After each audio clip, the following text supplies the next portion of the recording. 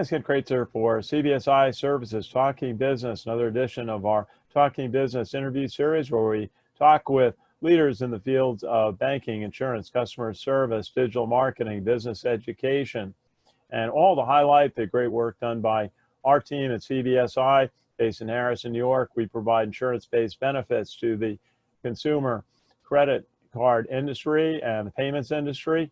And always want to shout out to our team doing a great job taking care of our customers and clients during this COVID-19 period. Now, I want to introduce special guest, good friend of ours, Scott Fennick, who is a professional sales trainer and instructor on public speaking. I took one of his courses years ago when he taught for the Dale Carnegie program. Scott Fennick, how are you today?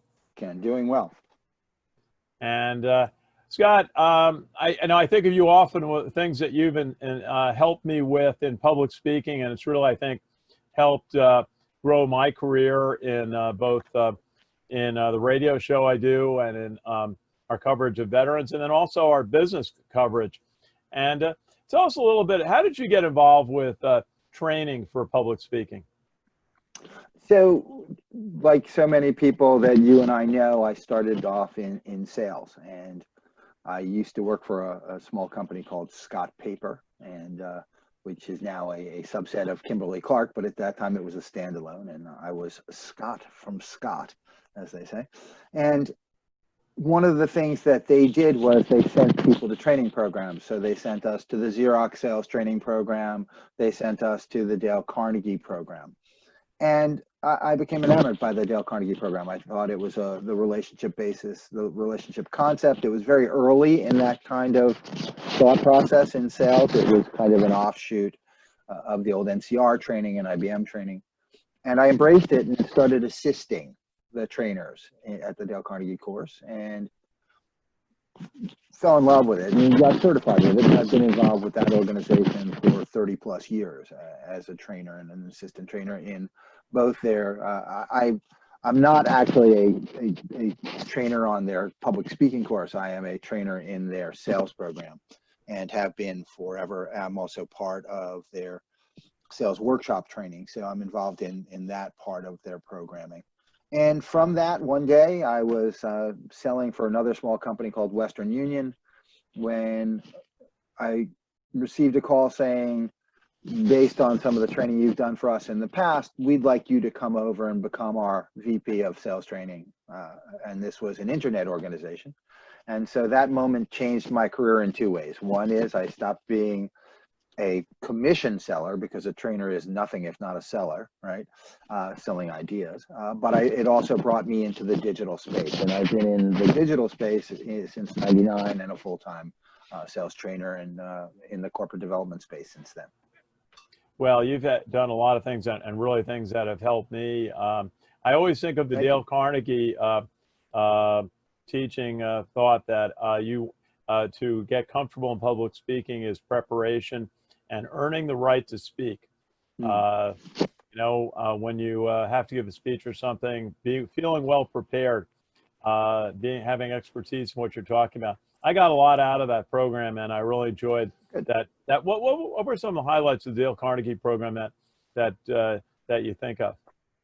Well, perhaps the number one thing that I constantly bring out in anything I do, parlaying the concept, but not the copyrighted structure, would be the concept of questioning to solve problems rather than questioning to sell a product.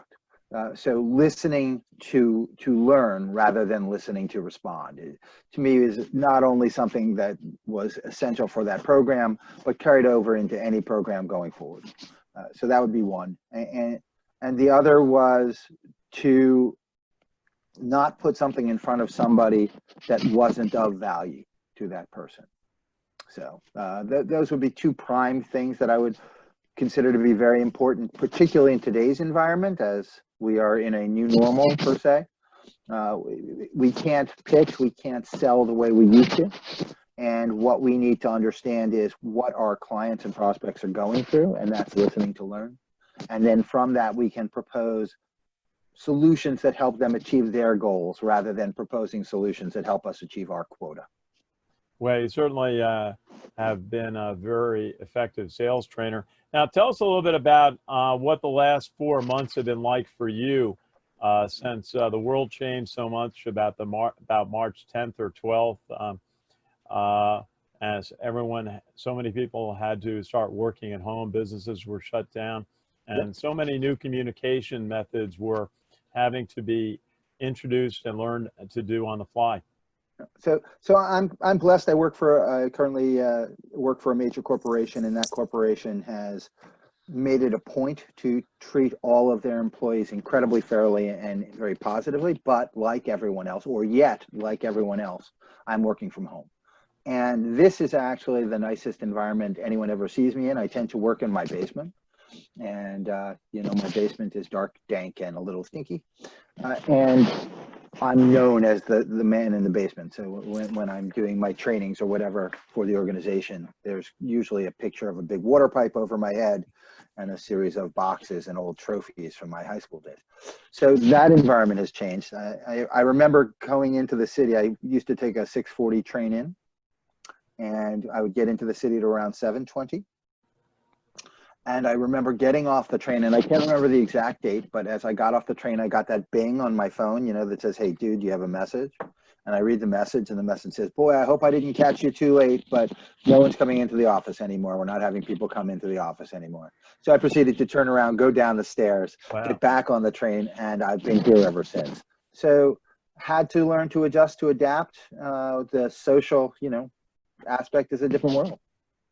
Well, certainly video conferencing has risen to a new level. Yep.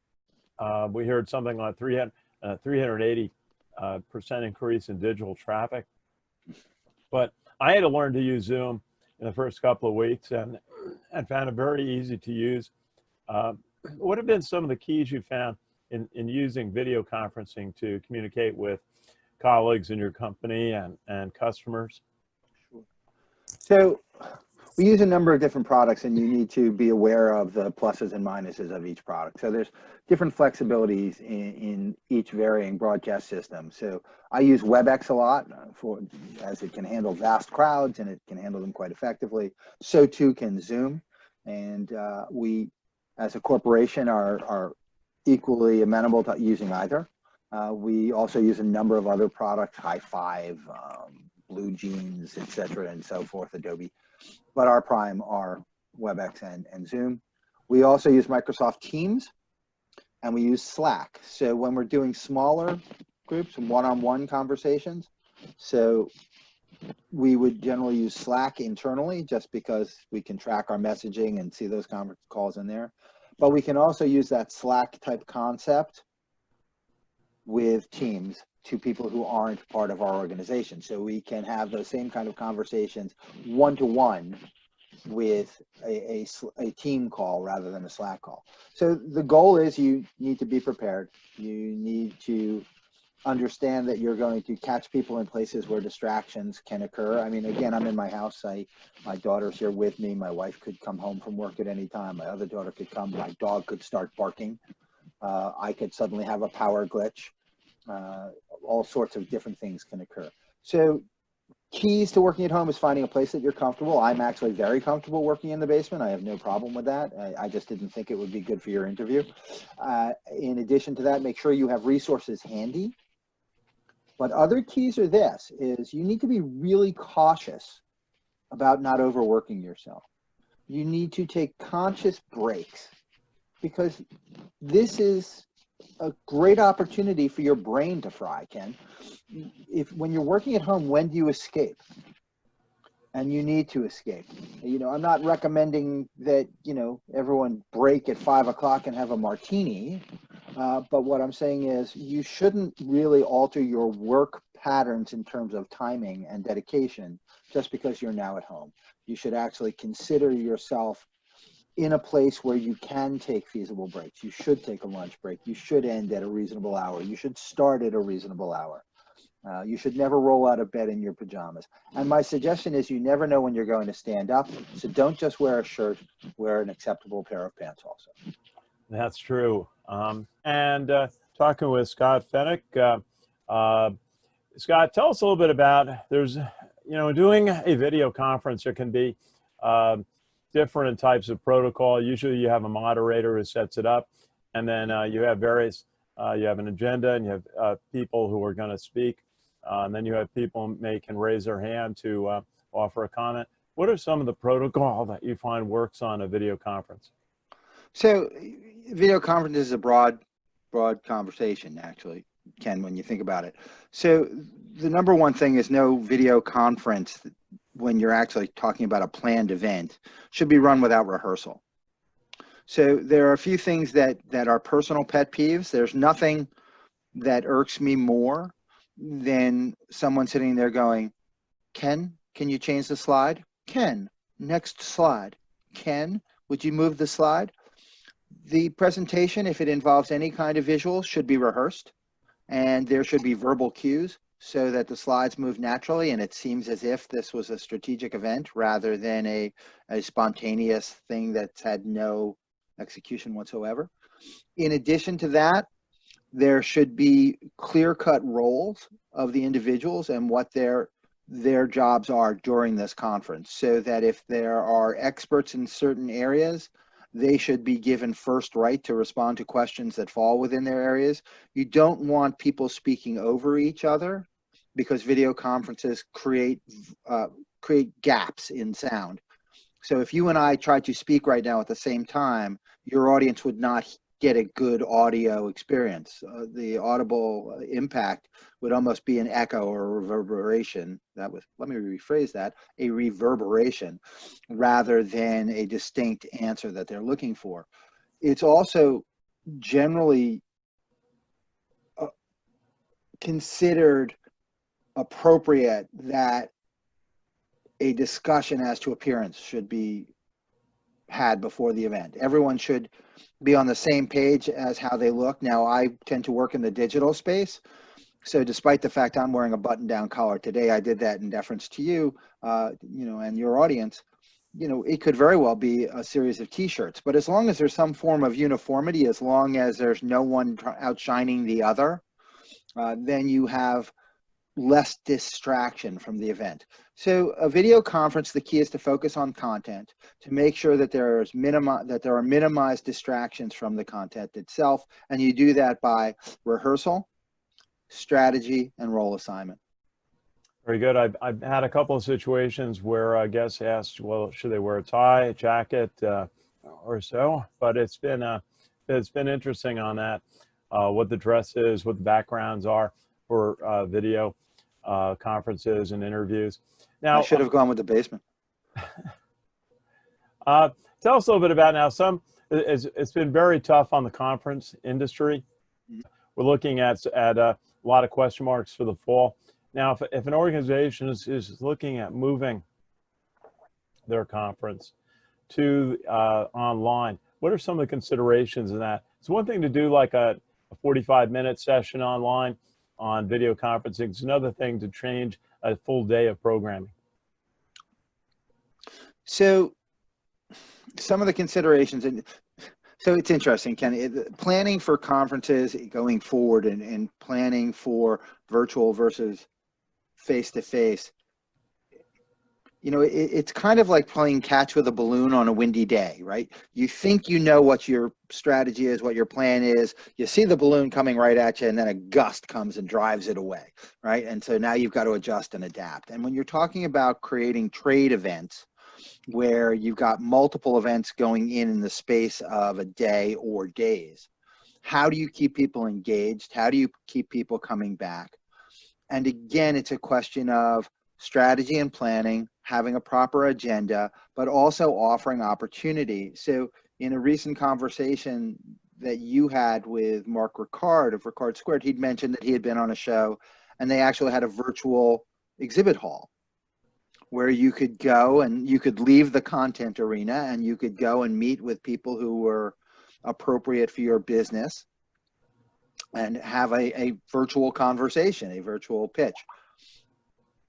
That kind of event has software limitations. So you really need to vet the appropriate software for your agenda. Different organizations have different needs. Educational organizations are far more seminar based than potentially, a sales based event like a former direct marketing association event, or some of the events that we've frequented in the past.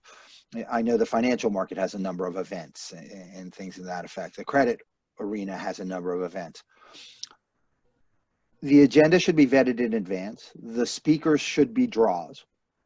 It's very important. You can't just have someone who is not associated with a name. And if you do have an expert, but they're not a known expert, they should be paneled with a known expert. The people who are doing the presenting should be as much concerned with their presentation skills as their content, because the most brilliant person can be a horrible presenter. And in a virtual conference, when someone logs out of a conference, they're gone. They're not walking to another hall, they're gone. So it is just as important to have a strong presenter, if not more important, a strong presenter with a great knowledge base, than to just have someone with a great knowledge base. So have a powerful agenda that's been market vetted, have opportunities for people to wander in and out without actually leaving the digital space, and make sure that the people who are running your events, your seminars, are qualified not only as subject matter experts, but are also vetted and proven presenters. And you mentioned that after an event, the speaker leaves and there's no networking opportunities, chances to say hello, exchange cards. Some of the trade groups have done some interesting formats, social gatherings, where they've had informal groups of members sign into a video conference and perhaps with an informal agenda. But the encouragement to speak up and to share what's been going on in their life, in their business over the recent period.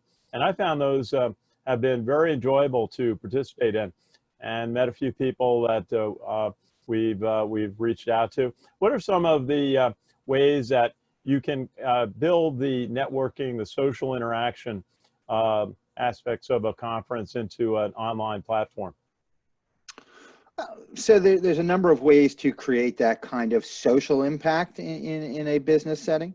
So you can rely on organizations. Just today, or I think it might have been yesterday actually, the Hudson Valley Direct Marketing Association posted a webinar event regarding actually 10 ways to survive working from home, I believe was the topic.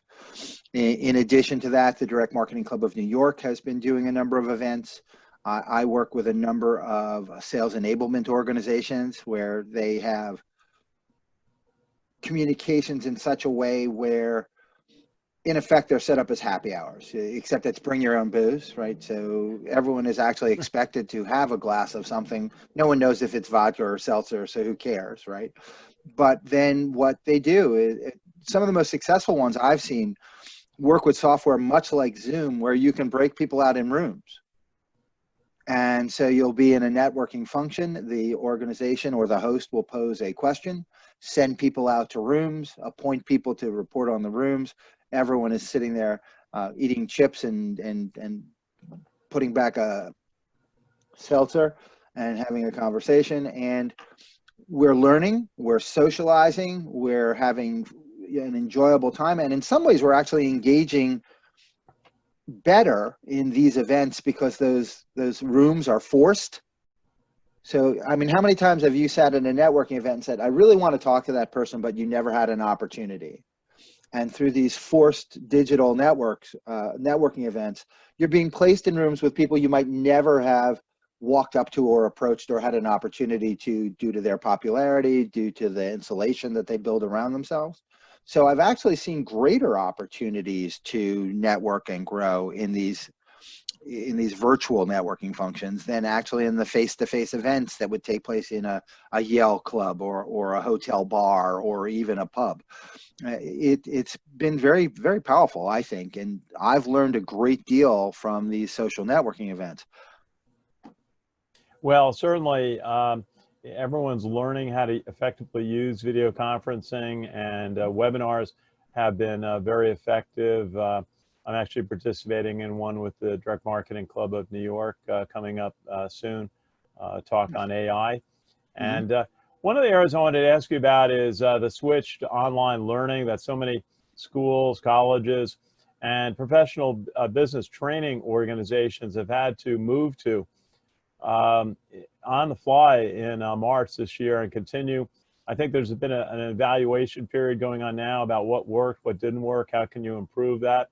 What have been some of your observations about how online learning has gone in this period? So if you're a major organization and you just started doing online learning, yeah, and when I say major, I mean it, 500 employees or more, and you've just started doing online learning, you're actually behind the eight ball. This was not the time to learn. This was the time to adjust what you've already been doing. If you were a smaller organization and you were looking at the costs of online learning, it's certainly understandable why you might not have adjusted to that up until this point. But now, with the scenario being what it is, people working from home, and also due to the scenario that work levels might not be as high for some organizations, I can honestly say that my work level has, if not remained consistent, increased during this period of time. I run probably 6 to 8 trainings a week, and also I'm writing and developing trainings as we speak. Well, not as we speak. That would be very rude, wouldn't it? But at the same time, there are programs out there called LMSs or learning management systems, and there's none necessarily that I would recommend. It depends on your organization. It depends on the needs of the organization, the complexity of your trainings, the breadth of your organization, whether it is domestic only, whether it is international, whether you need translation capabilities, etc. Digital learning or virtual learning is not new. It's been around for quite a while. Even training organizations such as a Dale Carnegie or a Covey, those organizations have created virtual learning scenarios now to adapt to the fact that they can't get people to come into a classroom for training at this point. So what we've had to learn how to do was create learnings quicker than we did in the past. Sometimes they're not as polished as they used to be. We can't always afford to go outside and bring in production companies to create training, so we need to create them on the fly. We learn how to do them. We've had to learn how to do them utilizing our cell phones, and different technological limitations. But online learning provides a great deal of opportunity to lift the skills of your teams, track the skills of your teams, and adjust learnings to enhance the skills of your teams. And the reporting features alone in online learning are significant to increasing the capabilities of organizations to adjust and adapt. So right now we're talking everything from skills to diversity due to the Black Lives Matter movement, to health and safety concerns, of course, because of the pandemic, and also to adjust and adapt to not only our economic concerns, but our clients' economic concerns.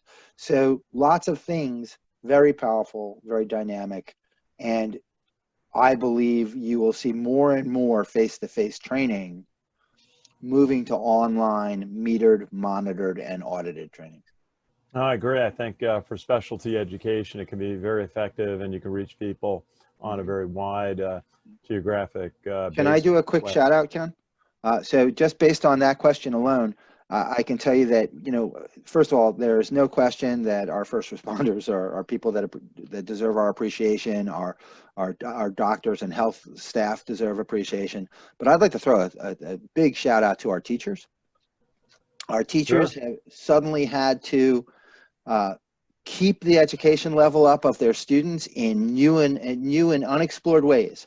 And they have successfully moved from a classroom scenario to an online scenario, maintaining their ability to enrich the lives of their students, enhance their education, and keep kids interested, so that when and if we go back, or when we go back to a classroom scenario, they haven't missed a beat. And I can tell you that these teachers, many of which have been teaching forever, were not experienced in online training. They didn't know what they were doing. They learned, they embraced it, And they really proved how much they care about their students by taking this stuff and making it valuable. So quick shout out to teachers. Oh, well deserved. It's amazing what teachers were able to do, especially at high school and elementary school levels, where there may have been less use of video, previously video conferencing and online, but now having to make a dramatic shift. So yeah, certainly they deserve teachers deserve tremendous recognition.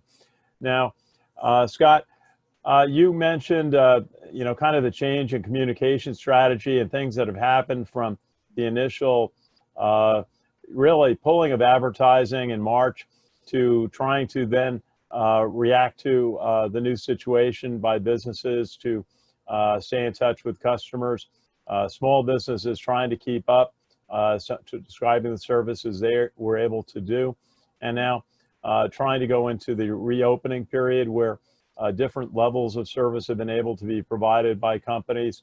What have been some of the keys, or what do you see as some of the keys for going forward about communication strategy for the large company level, but also the small company level, all the small businesses that need to stay in touch with the customers to make sure they come in the door? Well, I would think a key strategy at this point is to stop tiptoeing, right? In terms of communication with customers and prospects, we've all been a little leery of actually selling as much as checking in, how you doing, what's happening, things going forward. But the reality is that we're not sure what the reality is.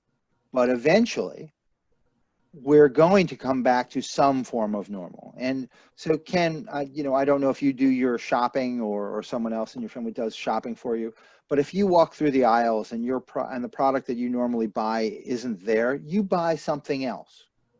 And if it works, you may never buy that old product that you used to love and depend on again, because this other thing worked and it was there. So without that constant adjustment in advertising to try and capture mind share is captured by availability. So there's been a pullback on advertising, and really the organizations that had cash flow are the ones who've maintained the ability to advertise and or access to funding. It's become an interesting scenario as to who's advertising and why. And in terms of sales of advertising, how does one approach a company in a very touchy period, in a period of true change, right? We're looking at social change, economic change, health change. How do you approach someone and say, you need to buy advertising from me, right? And the reality is that's what you need to say to someone. If you remember during the financial crisis a few years back, because you and I have lived through a number of crises. We have. And I think you will agree, this is the worst one we've seen. Yet we've been through some nasty stuff. And during that financial crisis, when no one was buying advertising, the people who came out of that shining were the people who realized, since no one's buying advertising, we should buy advertising so that we become the forefront. Now, the messaging becomes important. Is it a message of support or is it a message of sales? And that's really up to the positioning of the advertiser.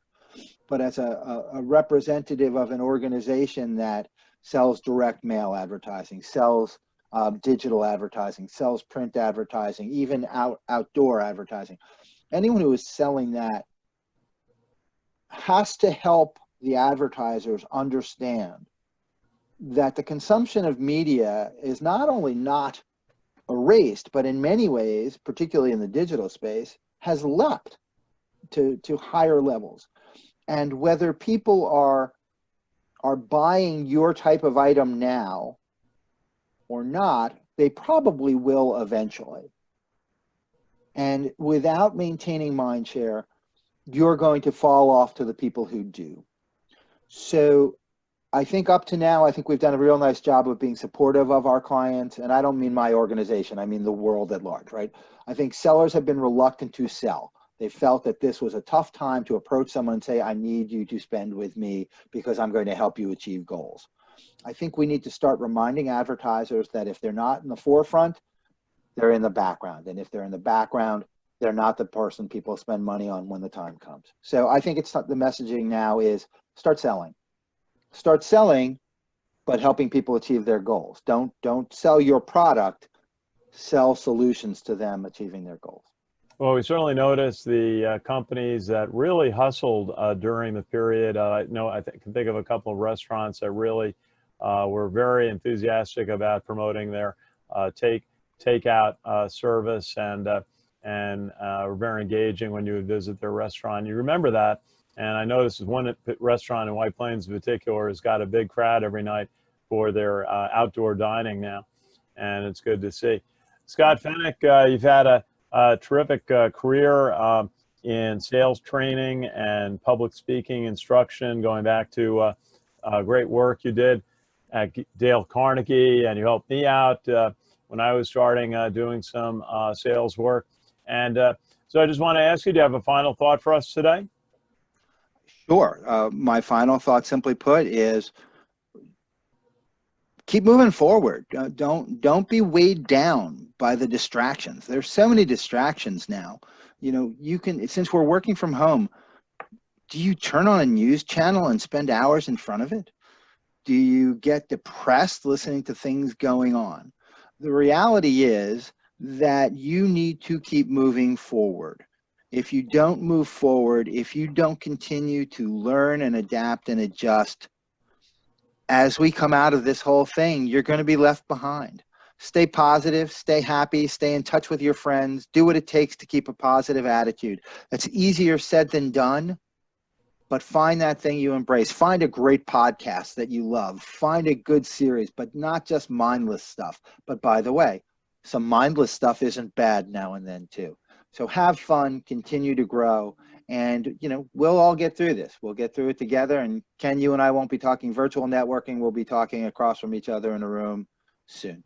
We'll look forward to that. You've been such a good supporter of a local trade goods direct marketing club of New York, Hudson Valley Direct Marketing Club up here in Westchester in Connecticut that we participated in for so long. Thank you for your time today. Good to see you, and we'll look forward to doing this again.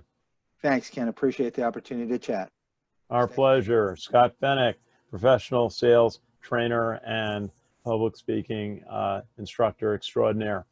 This is Ken Kraetzer for CBSI Services Talking Business with our interview series, Talking Business, all to highlight the great work of our team at CBSI Services based in Harrison. We provide insurance-based benefits and customer service management to the credit card and payments industry. And always want to shout out to our team that have done a great job working from home during this COVID-19 situation. So again, it's Ken Kraetzer for CBSI Services. Have a great day, everybody. Thank you for watching.